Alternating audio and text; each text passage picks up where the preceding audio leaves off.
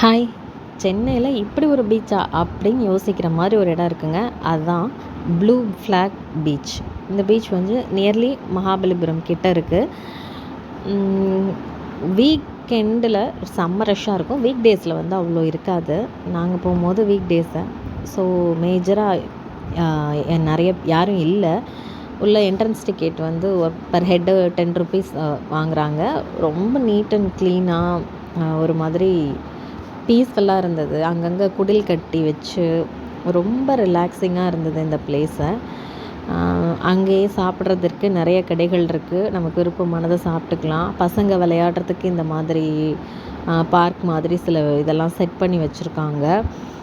இந்த பிளேஸை வந்து நல்லா மெயின்டைன் பண்ணுறாங்க.